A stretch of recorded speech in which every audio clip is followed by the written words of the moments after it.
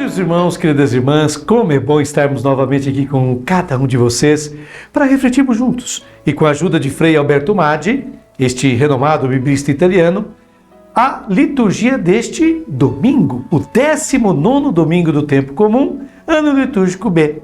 E o evangelho que a liturgia nos oferece é João capítulo 6, versículos de 41 a 51.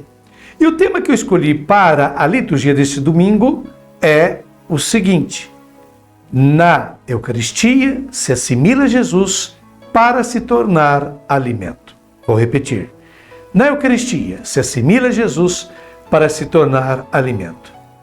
No longo discurso de Jesus na sinagoga de Cafarnaum, após a partilha dos pães e dos peixes, Jesus consegue desagradar a todos. Descontentou a multidão que queria que Jesus fosse seu rei. Descontenta daqui a pouco, o veremos, os líderes religiosos. E ele também descontentará seus próprios discípulos. Alguns até o abandonarão. Vamos ver o porquê. Estamos no 6º capítulo do Evangelho de João, versículos 41 a 51. Pois bem, comecemos lendo o versículo 41.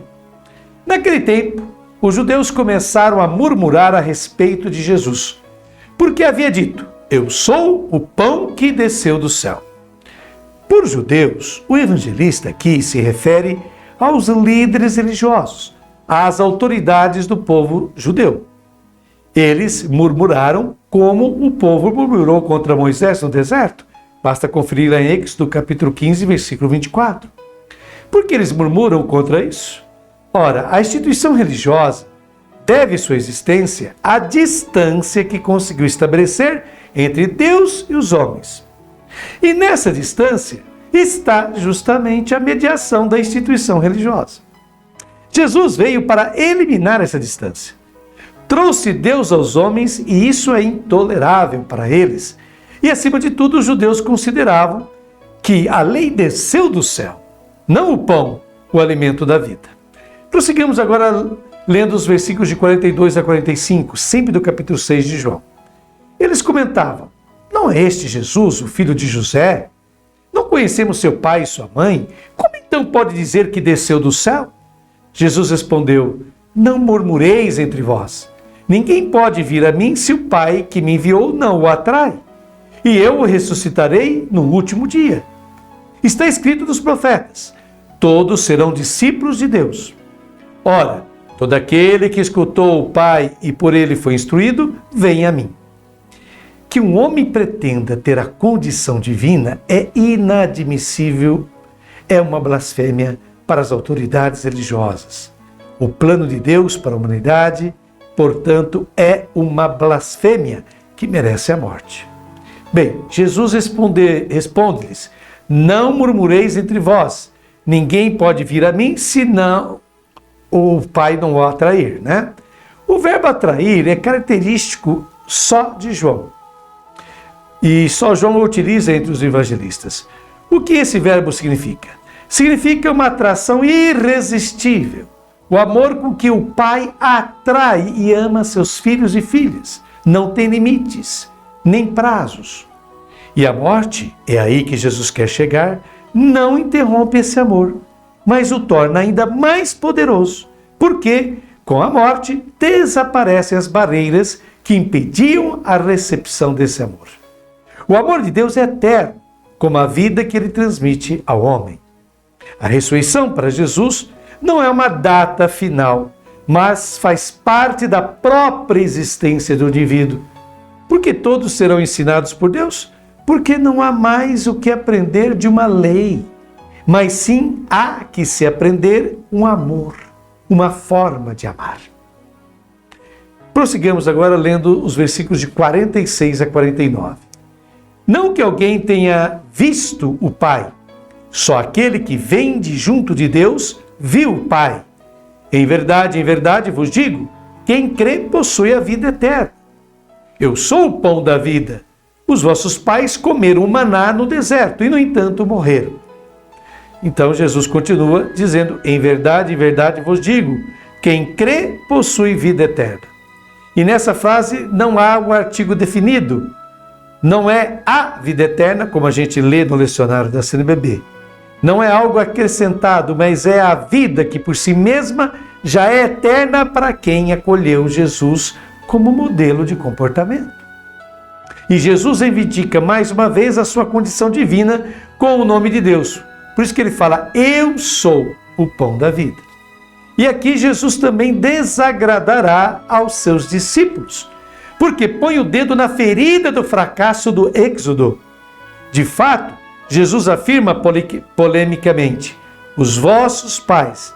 Jesus poderia ter dito nossos pais, mas ele não segue os passos dos pais, ou seja, dos antepassados. Ele segue o Pai e por isso ele toma distância. Os vossos pais comeram maná no deserto e, no entanto, morreram. O êxodo foi um fracasso. Todos aqueles que seguiram Moisés no êxodo morreram no deserto. E nem mesmo Moisés foi capaz de entrar na terra prometida. Seus filhos entraram, mas não os que saíram do Egito. Portanto, o êxodo foi um fracasso, denuncia Jesus. E aí, é claro, ele atinge de cheio a sensibilidade de seus discípulos. Prossigamos lendo os 2 últimos versículos do Evangelho deste domingo, os versículos 50 e 51. Eis aqui o pão que desce do céu. Quem dele comer nunca morrerá. Eu sou o pão vivo descido do céu. Quem comer deste pão viverá eternamente. E o pão que eu darei é a minha carne dada para a vida do mundo. Comer este pão, assimilar a vida de Jesus e fazer-se pão para os outros, enxerta no indivíduo um dinamismo de amor que torna a sua vida indestrutível. O evangelista usa o próprio termo carne, que indica o homem em sua fraqueza. E isso significa que não há dons de Deus que não passem pela carne, pela humanidade. Quanto mais alguém se torna humano, mais sensível se torna às necessidades e sofrimento dos outros. Mais humano é e mais se manifesta o divino que está nas pessoas.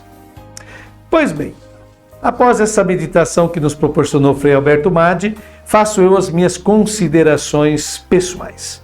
E começo citando uma frase do Evangelho de João, do mesmo capítulo que estamos lendo. Nós lemos de 41 a 51, eu vou citar agora um versículo do capítulo 6 de João. Em verdade vos digo, se não comerdes a carne do Filho do Homem e não beberdes o seu sangue, não tereis a vida em vós mesmos. É o versículo 53 do capítulo 6 de João. Há uma frase muito feliz do teólogo brasileiro Leonardo Boff, abre aspas, tão humano assim só poderia ser Deus, fecha aspas. Isso mesmo. Jesus foi tão humano que somente Deus poderia ter sido humano desse modo. E somente aproxima-se de Deus, somente tem vida eterna, vida plena, vida verdadeira, aqueles e aquelas que conseguem ser humanos de verdade. Esse é o sentido de alimentar-se, saciar-se com o pão descido do céu, que é Jesus. É, portanto, um privilégio imenso podermos alimentar-nos semanalmente do corpo e sangue de Cristo. É um dom para toda a vida. É uma forma certa e segura de nos comprometermos com a única pessoa que pode nos conceder a eternidade, ou seja, o Filho de Deus. Algo não secundário e desprezível é o fato de Jesus romper com a intermediação da religião para Deus poder ter contato com o seu povo, com as pessoas. De agora em diante, Deus manifesta-se diretamente aos seus, mediante o pão vivo, que é seu Filho, Jesus Cristo. Isso não significa dizer que a religião não tenha mais sentido ou necessidade. Cuidado! Significa que há uma mudança radical na missão, na tarefa a ser desempenhada pela religião de agora em diante. Cabe, a partir de então, à religião atingir pessoas, organizar grupos e comunidades, a fim de ajudar, favorecer, oferecer oportunidades de encontro pessoal, íntimo, profundo com esse Deus, mediante seu Filho.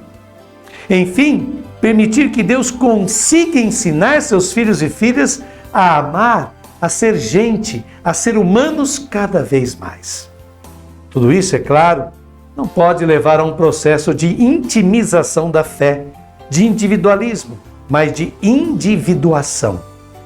Significa que cada ser humano deve poder realizar uma experiência tão forte, tão intensa e transformadora de Deus, a ponto de levá-lo a abrir-se aos outros, àquilo que os outros necessitam.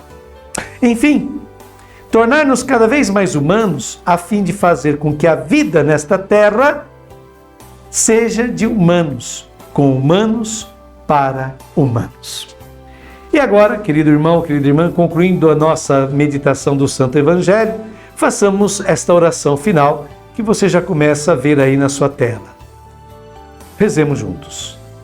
Senhor, que a experiência do alimento que leva embora do coração a fome, me recorde que poderei ir da imperfeição ao cumprimento, de ser espelho de Ti, não anulando a fome, mas interrogando-a para reencontrar nela não mais o ser humano que dorme, aquele que jamais se interroga ou se questiona, que vive sem interesses, que não deseja ver nem sentir, que não se deixa tocar, que vive no medo, superficialmente mais que em profundidade, e diante dos acontecimentos se confronta, permanecendo em posição horizontal, cochilando ou engolindo tudo o que encontra. Mas como ser humano vigilante, aquele que está sempre presente a si mesmo e aos outros, capaz de alimentar-se de seu trabalho e serviço, aquele que responsavelmente não se esgota no imediato, mas sabe medir-se na longa e paciente espera, aquele que exprime o todo que está em cada fragmento da sua vida, aquele que já não teme sentir-se vulnerável, porque sabe que as feridas da sua humanidade podem transformar-se em brechas, através das quais a vida vem no fluxo do tempo. Pois bem, eu deixo aqui um beijo no coração de todos vocês. Muitíssimo obrigado por nos acompanhar. Você não sabe o quanto é bom ter a sua companhia aqui conosco. Até o próximo final de semana, se Deus quiser.